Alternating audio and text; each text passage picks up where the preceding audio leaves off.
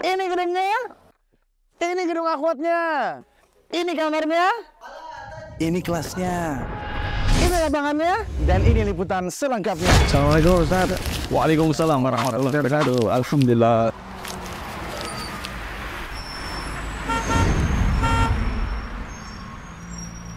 Ada nggak sih kira-kira profesi yang kamu dambakan banget, kira-kira mau jadi apa?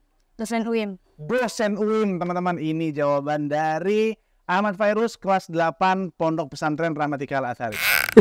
Mau jadi apa? Alhamdulillah Bang Kevin udah sampai di Pondok Pesantren Rahmatika Al-Athari Subang. Kali ini kita akan full review, melihat ada apa aja di pondok ini. Bagaimana fasilitasnya, bagaimana kegiatannya, bagaimana keamanan santrinya. Jangan, ini di Fairuz gimana sehat ya? Alhamdulillah, ini nih, ini Ahmad Fairuz, santri kelas 8 di Pondok Pesantren Rahmatika Al-Athari ya. Kita sekarang mau masuk ke dalam. Oke, mau lihat-lihat. Fairuz kasih tahu, Bang Kevin nggak tahu di sini gimana. Ya. Udah izin kan? Udah. Sekarang kita mau masuk ke dalam ya. Ya. Tapi jangan jalan, kelamaan. Ya. Kita lompat aja. 1, 2, aduh. Ini nih pesantren kamu nih. Ya. Namanya Pondok Pesantren Rahmatika Al-Athari. Rahmatika Al-Athari. Kamu asli mana? Purwakarta. Purwakarta. Ya. Jujur, masuk sini emang kemauan sendiri atau pilihan orang tua? Kemauan sendiri. Kenapa? Pengen menuntut ilmu gitu. Pengen jadi mandiri, jadi anak mandiri. Masya Allah. Di sini yang bikin kamu paling betah apa? Cara belajar, terus segala aktivitas di sini dan Teman-teman, ya. teman-teman ya, solid banget ya di sini ya. Kita sekarang mau lihat ke kamar dulu, gimana? Boleh. Boleh? Ya bisa ya. Tapi Bisa. jangan jalan. Kita kan punya kekuatan Siap. editing, ya kan? Ya, lama lagi. 1, 2. Ini kamarnya nih. Ya. Oh, Masya Allah. Ini asrama apa namanya nih? Asrama 10 bahasa. Asrama 10 bahasa. Ya. Emang iya? Emang iya? Emang iya? Bener ya? Oke. Saya percaya sama Anda. Saya percaya sama Anda. Harus suka telat gara-gara antri mandi nggak? Ya, kadang-kadang. Kadang-kadang gitu ya. Ya. Tergantung siapa yang naruh anduk duluan. Ya. Itu antrinya pakai anduk, Enggak pakai gayung. pakai gayung. Ya. Oke. Ya. Terus Bang Kevin mau tahu, dari bangun tidur sampai tidur lagi, kegiatannya apa nih di sini? Biasa kalau misalkan hari Senin, Kamis itu biasa kan puasa sunnah. Jadi kita, Oh, ada puasa sunat Senin Kamis di sini? ya ada. Oh, jadi sahur dulu dong. Ya, sahur. Oke. Terus? Setelah sahur kita persiapan buat sholat subuh. Habis sholat subuh nanti kita halaqah. Halaqahnya tetap di masjid.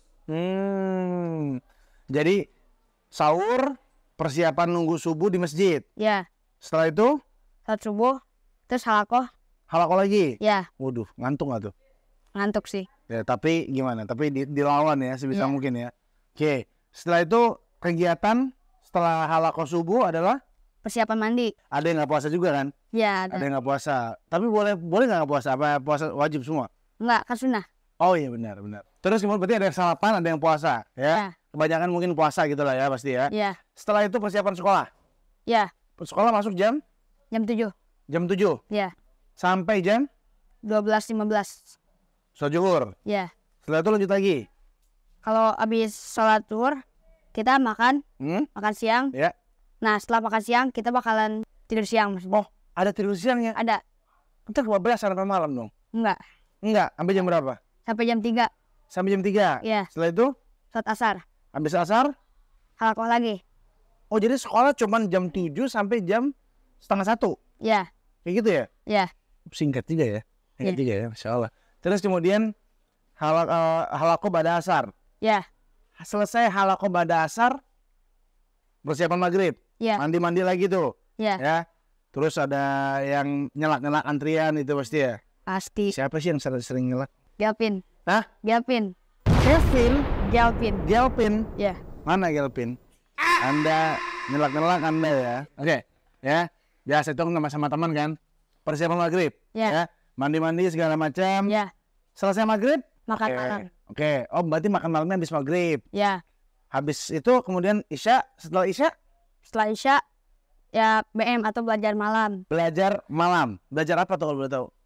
Ya pelajaran buat murojaah, terus pelajaran buat besok, hari besok. Hari besok. Ya, Oke. Kalau kamu sekarang udah berapa juz hafalan? mau 5 juz. Mau 5 juz, Masya Allah. Sekarang ini orang udah lihat kamarnya nih ya, Masya Allah. Rapi. Bagus. Kamar kamu di mana? Di atas. Di atas? Ya. Di atas. Ranjang kamu yang atas apa yang bawah? Atas juga. Yang atas juga? Oke. Terus Bang Kevin sekarang mau lihat kelas ini. Kita akan ke kelas ya. Siap. Sama ke apa? Pesantren. Poskestren. Ya. Pos kesehatan Pesantren. pesantren. Oke, kalau gitu kita akan ke sana tapi nggak usah jalan lagi. Kita lompat lagi, oke? Oke. 1, 2. Nah, sekarang kita di area kelas nih ya. Ya. Oh, pernah masuk sini nggak? Belum pernah. Belum pernah ya? Belum. Sehat-sehat terus. Oke, ini kelasnya. Oh, tuh kelasnya itu. Ya. Kelasnya langsung pemandangan, guys. Pemandangan, Masya Allah. Kalau kamu biasanya di kelas belajar apa aja sih? Belajar bahasa Arab, bahasa Inggris, bahasa Indonesia, MTK, IPS, sama yang lain-lain. Lengkap ya? Ya, enggak. Terus di sini ada lab apa aja sih? Bahasa sama lab komputer. Lab bahasa dan lab komputer? Ya. Tapi itu katanya udah bagus banget ya? Lab Ya. bahasanya. Kamu sukanya belajar apa aja di sini? Belajar bahasa Arab sama matematika. Bahasa Arab sama matematika? Ya. Kamu suka matematika? Suka. Hebat juga kamu. Virus, di sini tuh ada olahraga apa aja sih kalau boleh tahu? Ada futsal, ada badminton, Futsal, badminton, terus karate, basket? ada basket. Basket ada juga, terus Ada basket, voli, volley, ya. apa lagi? Meja, Tenis meja, ya. panahan ada nggak panahan? Ada panahan, Panahan ada juga? ada Banget. Kamu di sini ikut apa biasanya? olahraga badminton. Badminton. Ya. Oke, terus di sini kalau boleh Bang Kevin tahu peraturan-peraturan yang nggak boleh itu apa aja sih? Pertama kabur. Nggak boleh kabur? Iya, nggak boleh. Pasti dong. Rokok, Ngerokok nggak boleh? nggak boleh. Kamu ngerokok nggak tapi? Nggak, Jujur aja. nggak. Bisik-bisik. Nggak boleh? Enggak. Oke. Bagus, jangan merokok bro. Jangan merokok. Ya. Nggak boleh membuli sama teman. Nggak boleh membuli sesama teman. Nggak boleh membawa alat-alat elektronik, HP contohnya. HP nggak boleh ya? Nggak boleh. Pulang berapa bulan sekali? Berapa tahun sekali nggak? Kalau biasa pulang itu setahun 3 kali. Setahun 3 kali pulang? Ya, Nggak, bukan sebulan sekali ya? bukan. Setahun 3 kali? Ya, Terus kapan aja tuh? akhir Desember atau awal tahun, Oke, bulan puasa, bulan puasa sama akhir bulan Juni. sama bulan Juni. Ya, Terus kalau di rumah Virus biasanya baru buka HP tuh. ya, Tuh main game biasanya. nggak pernah. Nggak main game. Nggak pernah. Hebat juga loh. Seumurannya nggak main game loh. Masya Allah. Terus ngapain aja di HP? Cari informasi yang ketinggalan, kayak contoh pelajaran yang nggak ada di sekolah, contohnya. Berapa lama sih biasanya kalau pulang tuh? Kalau akhir tahun berapa lama? Biasa 3 minggu. 3 minggu. Ya, Kalau Lebaran akhir tahun sama. sama 3 minggu, hampir sebulan lah ya. Iya. Terus kalau udah balik dari rumah ke pesantren, kira-kira apa kebiasaan yang susah dibalikin lagi? Kayak masalah tidur, bangun tidur. Bangun pagi susah pasti Anda kan, karena Anda masih begadang, ya kan? Terus apa lagi, sholat?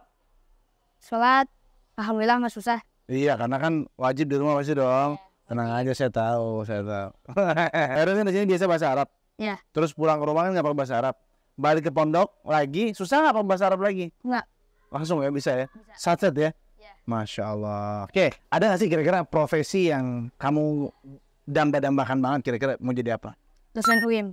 Dosen UIN, teman-teman. Ini jawaban dari Ahmad Virus, kelas 8 Pondok Pesantren Rahmatika Al-Athari. Sekarang Bang Kevin akan ajak kamu semua untuk lihat pondok akhwatnya. Oke, calon dosen UIN.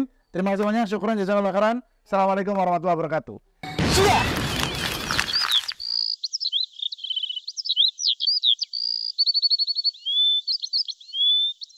Azdina Meka, Iya, kelas 9 di Pondok Pesantren Rahmatika Al-Athari. Betul ya? betul. Jawab jujur. Untuk ini kemauan sendiri atau kemauan orang tua? Kemauan sendiri masuk sini. Kenapa tuh? Karena pengen menjadi diri lebih baik lagi aja di pondok gitu. Emang dulu udah tahu Pondok Rahmatika ini udah tahu? Udah dulu sempat lihat-lihat sebelum masuk sini, lihat di Facebook, lihat di YouTube juga. Pengen masuk sini emang? Iya, Sekarang udah kelas 9. iya. Selama 3 tahun belajar apa aja? Di sini selama 3 tahun belajar banyak sih, tentunya ilmu syar'i juga. Ada fikih, akidah, hadis, dan banyak lain yang belajar di sini. Yang paling berasa perubahannya sebelum masuk pesantren dan setelah masuk pesantren apa? Sebelum masuk pesantren tuh gimana ya, masih suka telat sholat gitu. Semenjak masuk pesantren jadi sebelum azan juga udah ada di musola, lebih rajin juga gitu. Terus kerasanya hafalan lebih nambah naik. Hafalan Quran nambah? Nambah. Sekarang berapa juz hafalannya? Jalan 10 juz. Jalan 10 juz, Masya Allah, tabarakallah. Kemudian untuk penggunaan bahasa Arab, bahasa Inggris? Alhamdulillah bisa bahasa Arab dan bahasa Inggris karena di sini juga ada hari-hari tertentu kita memakai bahasa Arab full seharian gitu. Gitu. Iya. Contoh dari itu dipaksa ya, tanda kutip dipaksa, artinya kita mau nggak mau harus mendengar berbahasa Arab gitu ya. Ya, jadi kita juga terbawa bisa berbahasa Arab juga. Azina, titip pesan buat para adik-adik perempuan yang Ya. lain yang masih ragu-ragu masuk pesantren, apa kata? Jangan ragu untuk masuk pesantren, karena di pesantren kita dapat menambah ilmu syar'i lebih bagus lagi, lebih banyak lagi, lebih dalam, lebih digali sampai akar-akarnya. Masya Allah. Dan kalau bisa daftar kemana? Kalau bisa daftar ke Rahmatika dong. Iya dong. Alhamdulillah sekarang Bang Kevin sudah sama ini grup pengurus pesantren Rahmatika Al-Azhari, ada kepala sekolah dan ada dari bidang pesantrenan ya. Oke, buat teman-teman semua yang menyaksikan ini, kita akan bertanya dulu untuk SD-nya nih. Apakah di sini SD-nya mondok juga atau pulang pergi, Ustaz? Terima kasih Bang Kevin. Ya. Jadi perlu diketahui untuk semua mungkin ya. Nah, di pesantren Rahmatika Al-Azhari ini kita ada jenjang SD yang mana jenjang SD ini membuka untuk yang mukim. Jadi boarding Boarding.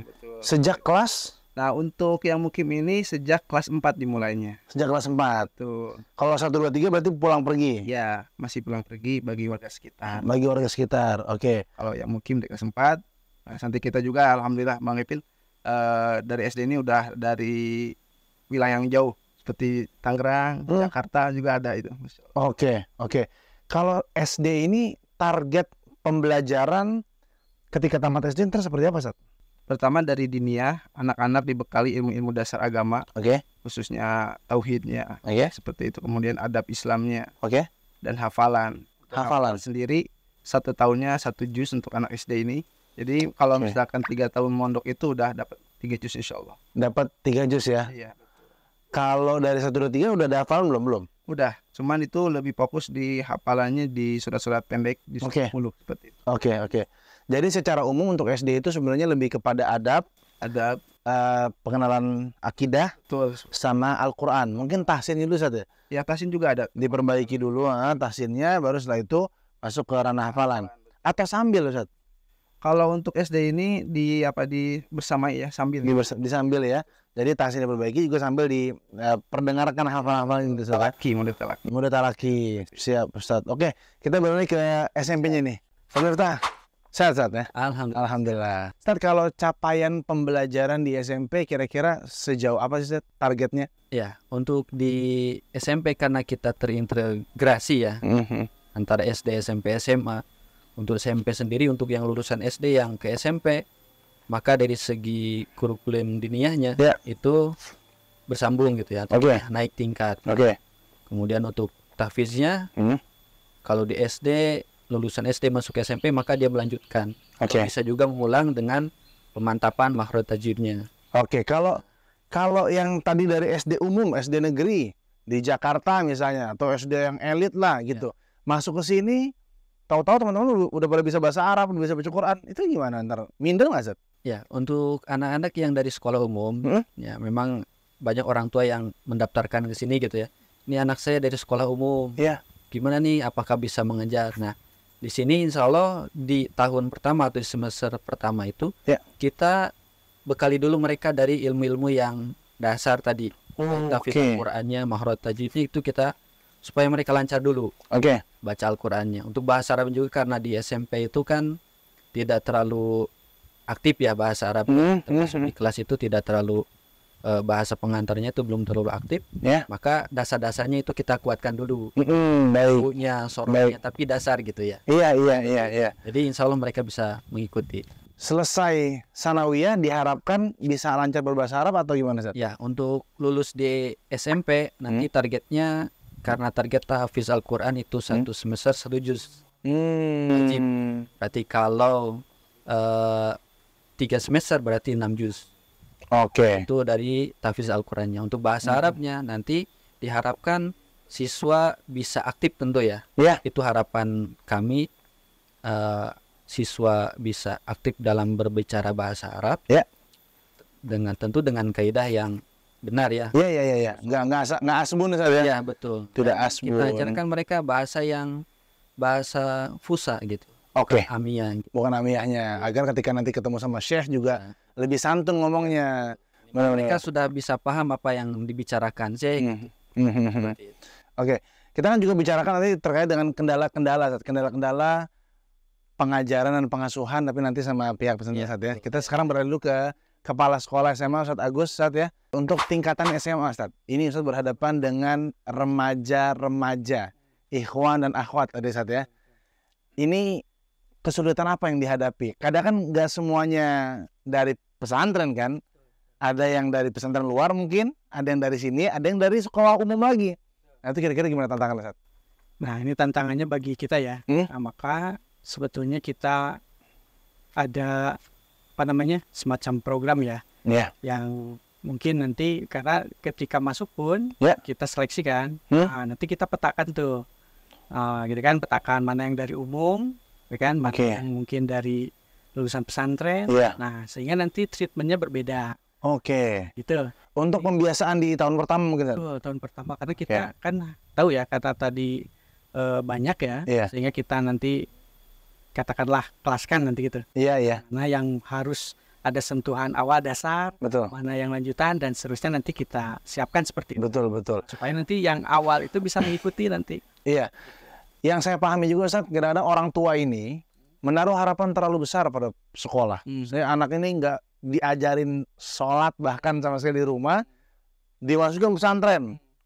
Nih saya titip ya, udah ajarin gitu. Nah itu kira-kira gimana komunikasi sekolah kepada orang tua agar disampaikan juga bahwa ini juga ada peran orang tua di sini gitu. Kira-kira gimana Ustadz?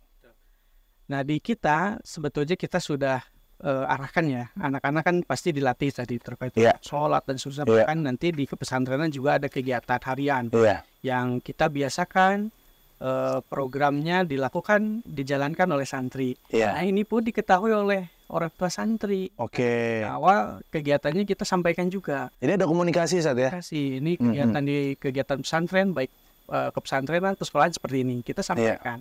Sehingga nanti kan ada banyak ya, seperti ada wali kelas, ada wali asrama. Di situ kita memantau perkembangan lah.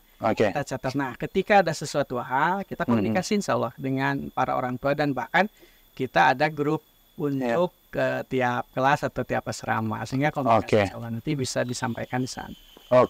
Target capaian pembelajaran untuk SMA sampai sejauh mana Ustadz? Apakah harus hafiz 30 juz ataukah sudah fase berbahasa Arab full time atau gimana Ustadz? Kita berjenjang nih, kelas 10 seperti apa pembahasan bahasa Arabnya, tahfiz Qur'annya, sehingga nanti ketika masuk di kelas 11 di kelas itu ada target-target tertentu. Pembahasan bahasa pun nanti misalkan masuk di semester 2 harus semua menggunakan bahasa Arab. Awalnya satu semester kita pembiasaan.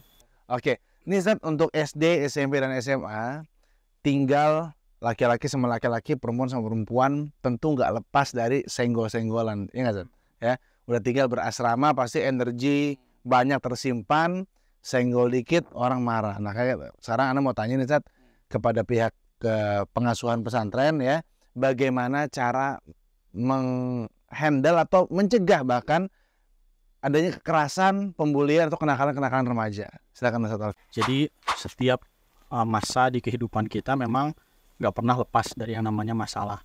Apalagi untuk usia-usia anak-anak di usia remaja seperti ini.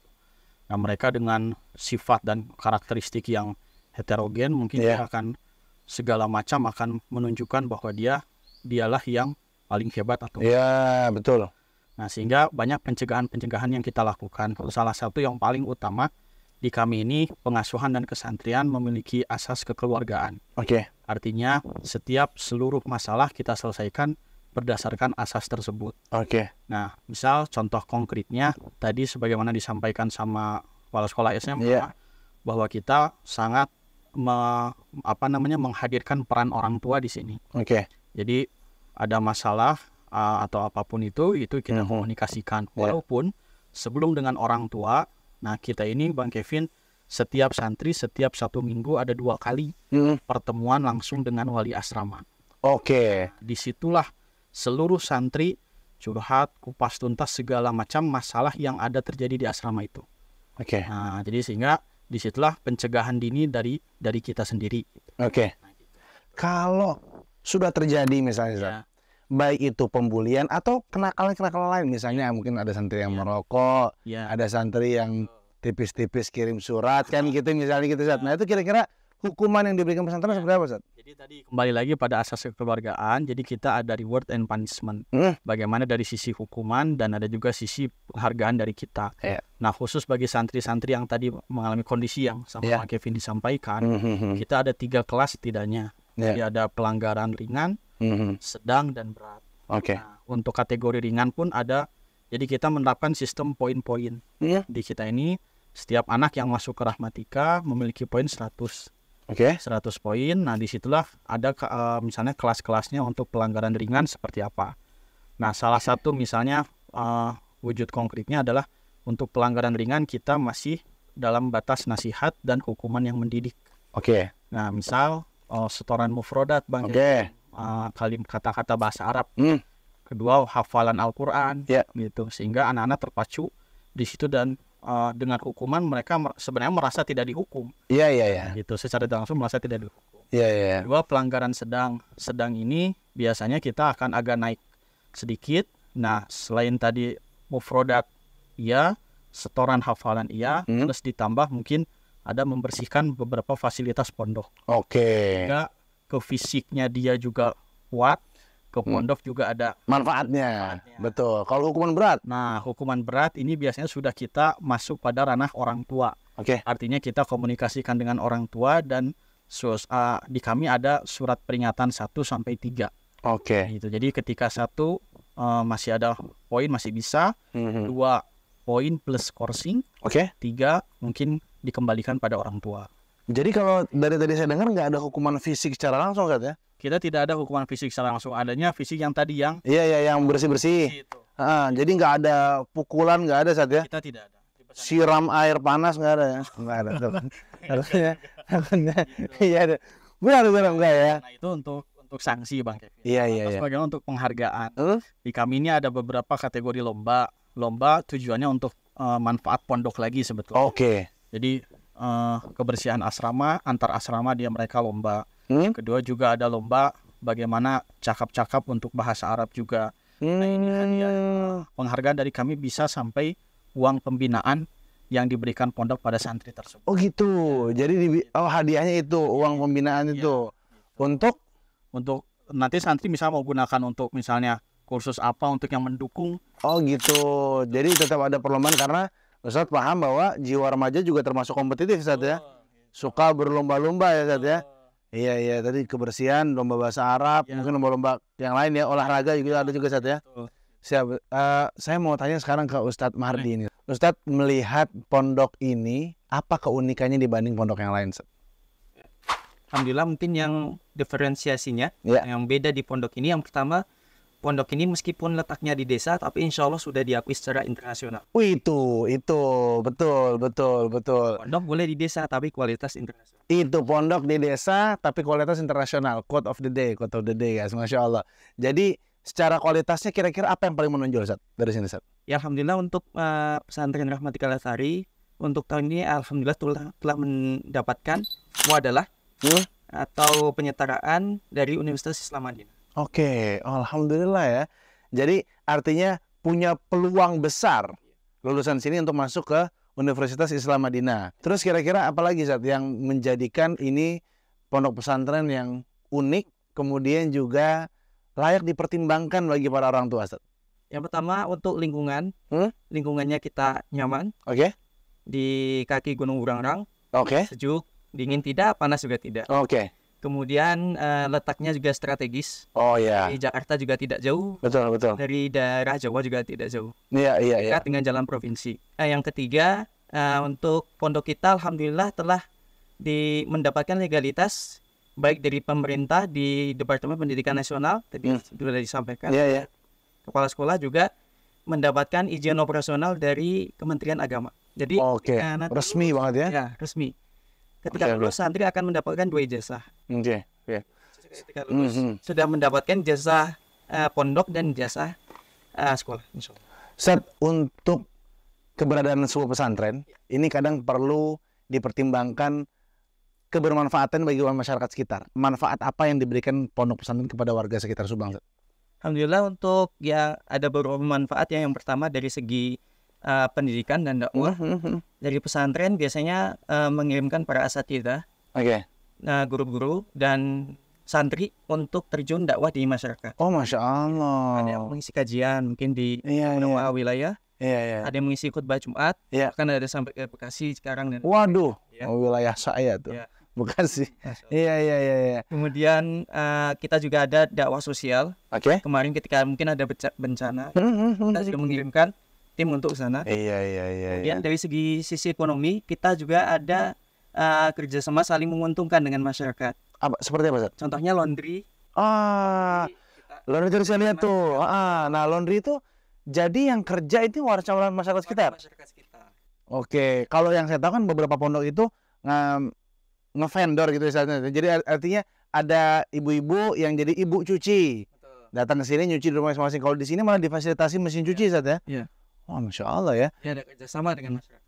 Oke, Ustaz, untuk kegiatan para santri sendiri, Ustaz, dari mulai ekskulnya ada apa aja, Ustaz? Oh ya, untuk ekskul kita ada lumayan banyak, variatif, tergantung dari minat masing-masing santri. Kan ada yang pengen minatnya ke fisik, ada pengen tambahan untuk akademis. Untuk yang ke fisik misalnya ada badminton, kemudian futsal, kemudian basket. Tadi ada volley juga ada. Volley juga. Ada volley juga ya? Ada masing-masing punya lapangan sendiri. Bahkan badminton ada 2 lapangan. Masya Allah. Ustaz, makasih banyak Ustaz, semuanya informasinya jelas sekali. Tapi saya perlu informasi masalah biaya, program beasiswa, dan program lanjutan apa aja nih. Terus ketemu sama Mudir, izin saja. Ya, kita akan ketemu sama Mudir, tapi kita nggak akan jalan, kita lompat. Bismillahirrahmanirrahim. Assalamualaikum teman-teman semua. Alhamdulillah Mbak Kevin udah keliling tadi, alhamdulillah. Sekarang sama antum nih Ustadz Iqbal Abu Syaimah. Alhamdulillah, mudir dari Pondok Pesantren Rahmatika Al-Azhari. Ustadz, Masya Allah, pondoknya bagus, luas. Kalau kata anak sini mewah, Ustadz. Mepet sawah cenah. Itu dia, mepet sawah cenah tuh, khas Subang cenah tuh, ada khas Subang ya. Ustadz, kadang-kadang kalau orang lihat bangunan bagus gini, Ustadz, akhirnya nggak mau daftar, Ustaz, karena takut harganya mahal. Terutama stigma sekolah-sekolah Islam, sekolah-sekolah sunnah tuh rata-rata mahal. Nah, untuk di Pondok Rahmatika Al-Azhari kira-kira masalah biaya gimana, Ustaz? Apakah termasuknya mahal apa gimana, Ustaz? Untuk masalah biaya kita relatif terjangkau bagi insya Allah. Karena uang masuk itu, uang pangkas sudah semua itu 14.300.000. Sebentar. Uang masuk udah semua. Uang masuk pendaftaran tuh udah masuk asrama, kamar, dapat kasur gitu kan ya, lemari, uang seragam, buku 14.300.000. Saya daftar SD anak saya belum termasuk ABCD sudah hampir 20 juta, Masya Allah. Di Jakarta. Jadi termasuk yang rohis, yang murah ya, insya Allah ya. Jadi nggak usah ragu teman-teman, ini biaya masuknya 14.300.000 rupiah gitu ya. Periode tahun ini ya, tahun depan bisa naik lagi, makanya daftarin sekarang gitu, Masya Allah. Untuk bulanan ini gimana, Ustaz? Untuk bulanan kita 1.400.000. 1.400.000. Itu udah termasuk biaya pendidikan, biaya asrama, makan 3 kali sehari plus laundry. Nah, Ustaz, ini masalah biaya sih insya Allah, apalagi kalau penonton di sini warga Jakarta dan sekitarnya sih insya Allah nggak masalah, Ustaz ya. Nah segitu. Ustaz, kadang-kadang ada yang bertanya gini, Ustaz, ada program beasiswa nggak untuk yatim atau untuk penghafal Quran? Baik, program beasiswa kita ada. Sifatnya pengajuan ketika daftar di awal, orang tua dipersilahkan mengajukan. Ada beasiswa yatim, duafa, dan prestasi, Bang Kevin. Ada beasiswa yatim, duafa, dan prestasi. Mungkin perlu dijelasin juga, Ustaz. Yang duafa ini karakteristik gimana? Untuk duafa kita minta pemberkasan paling banyak, misalkan keterangan tidak mampu, desa di kecamatan, bisa kita ingin kekurangannya berapa, apakah full beasiswa pun kita insya Allah bisa. Alhamdulillah ya. Jadi untuk para orang tua calon santri yang mau daftar dan masuk anak sini gak usah ragu, Ustaz ya. Coba aja dulu, andai kata memang nggak mampu, yang mampu jangan pura-pura nggak mampu. Itu dulu nggak bisa gitu, Ustaz ya. Ya jadi untuk biaya pribadi, secara pribadi menurut sih alhamdulillah cukup terjangkau ya, Ustaz ya. Kemudian ada beasiswa pula untuk yatim, duafa, dan prestasi. Tinggal nanti setelah belajar di sini, Ustaz, kurang lebih 3 tahun, mungkin 6 tahun Ustaz ya. Ini kan ada jenjang SMP sama SMA Ustaz ya. Katanya ada yang SD juga Ustaz. Betul, ada SD juga. Ada SD juga. Jadi SD, SMP, SMA. Betul. Insyaallah. Ini setelah lulus SMA mau dikirim kemana Ustaz? Pertama, sebelumnya setelah SMA kita ada program Bang Ipin. Apa? Mahfizul Quran. Oh, ada program lain. Ya, Ini setelah SMA atau ada gimana? untuk lulusan SMA, Oke. full beasiswa gratis selama 2 tahun belajar, 1 tahun untuk mengabdi. Fokus tahfidzul Quran. Oke. Itu setelah di SMA. Oke, bagi yang berminat ada program itu ya, full beasiswa. Oke, kalau untuk kampus-kampus Ustaz, alumni-alumni sini rata-rata masuk mana Ustaz? Alhamdulillah alumni kita banyak tersebar. Makanya pertama di Universitas Islam Madinah, kemudian di Al-Azhar Kairo, Oke. di Universitas Ibnu Saud Riyadh, di PIA Jakarta, Universitas Islam Internasional Sudan, Harbatin Al-Syam, dan banyak. Masya Allah banyak juga ya. Yang kalau ada yang mau dalam negeri bisa juga Ustaz? Bisa banget. Karena di sini ijazahnya ijazah Diknas juga Ustaz ya? Ijazah Diknas kita resmi, bukan paket. Oh, bukan paket ya. Dari Diknas resmi, bukan PKBM gitu Ustaz ya. Jadi andai kata saya mau masuk UI atau UGM, Ya, sangat bisa. bisa banget Ustaz ya. Oke. Yang tadi di luar negeri itu Ustaz, tadi saya lihat pelangnya udah muadalah sama Madinah Ustaz ya. Alhamdulillah. Ini muadalah ini mungkin bisa dijelaskan sedikit Ustaz. Apa sih maksudnya gimana Ustaz? Muadalah itu gimana Ustaz? Muadalah itu adalah program ataupun program penyetaraan dari Universitas Islam Madinah Arab Saudi untuk pesantren diuji kelayakannya apakah alumninya layak untuk melanjutkan di Universitas Arab Saudi.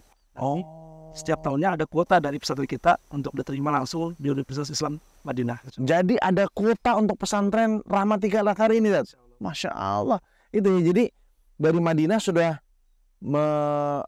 memeriksa ya, mengaudit ya ini ya. Semuanya kurikulumnya semua Ustaz ya. Dilihat berarti kalau lulus dari sini insya Allah layak lah, nggak perlu tes yang ribet-ribet Ustaz ya. Cuman kayaknya mungkin perlu ada antrian juga bagaimana Ustaz? Atau diprioritaskan? Jadi setiap pesantren yang sudah termuadalah mereka ada kuota insya Allah setiap tahunnya. Oh gitu. Jadi lebih diprioritaskan Ustaz ya. Oh iya teman-teman. Jadi ini salah satu pesantren yang udah dapat muadalah dari Universitas Islam Madinah. Alhamdulillah Ustaz ya. Kedepannya Ustaz, untuk selain Madinah mau adalah yang mana lagi Ustaz? Mungkin untuk sementara kita Madinah dulu. Tapi para alumni kita arahkan untuk semua apply kampus di Arab. Coba dulu. Ya, ada 25 kampus kan di Arab Saudi. Kita apply di semuanya, kita motivasi mereka. Nah, untuk apply-nya itu ntar dibantu pihak pesantren kan Ustaz? Karena kan ntar ada rekomendasi kan Ustaz ya? Ada terjemah ijazah gitu-gitu Ustaz ya? Ya, insya Allah kita bantu semua penerjemahan, kemudian tazkiyah. Ya, akan langsung dari alumni Madinahnya kita. Oh iya, karena kan udah ada alumni sana ya. Alhamdulillah. Dari yang di Madinah ada yang balik ke pondok untuk ngajar nggak Ustaz? Kebetulan sekarang sedang menempuh S2 Bang Ipin. Oh, Masya Allah. Masya Allah, senang banget Ustaz ya. Ini berdiri dari kapan Ustaz? Berdiri dari tahun 2004. Oh, 2004. Alumni pertamanya. Oh, alumni pertamanya. Masya Allah, senang banget Ustaz ya. Sekarang masih bisa balik ke rumah lagi gitu Ustaz. Alhamdulillah Ustaz ya. Banyak alumni yang akhirnya berkarir di pesantren. Sampai kita dari mulai satpam, alumni sampai kepala sekolah. Masya Allah. Iya, artinya diberdayakan alumni Ustaz ya, diberdayakan ya. Artinya tetap terkoneksi, tetap terhubung. Nah, itu bagus banget Masya Allah. Ustaz, kita mau titip pesan-pesan Ustaz sama para orang tua ya, yang masih suka ragu-ragu nih Ustaz. Takut di pondok tuh katanya anaknya kotor lah, jadi anak bandel lah. Nggak berkembang, nggak update sama informasi dunia luar. Nah, tafadhol silakan lihat ke posisi ini Ustaz.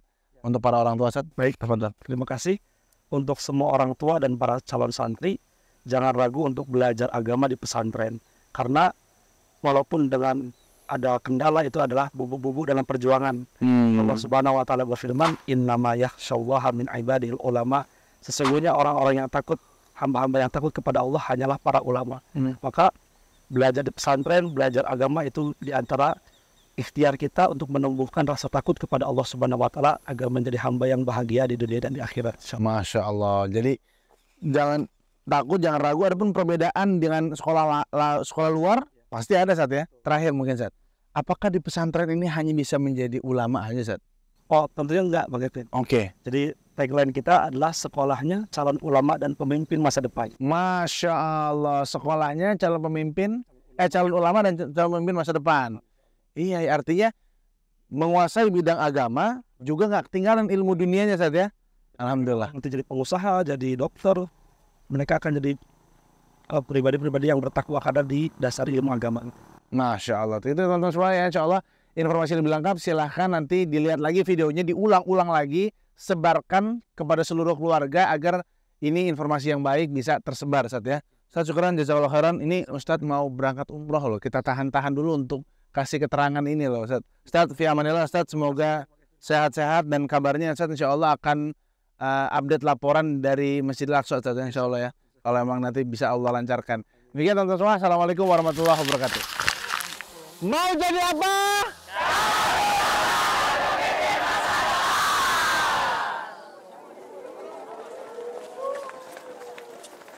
Nah, oke, thank you guys, Masya Allah.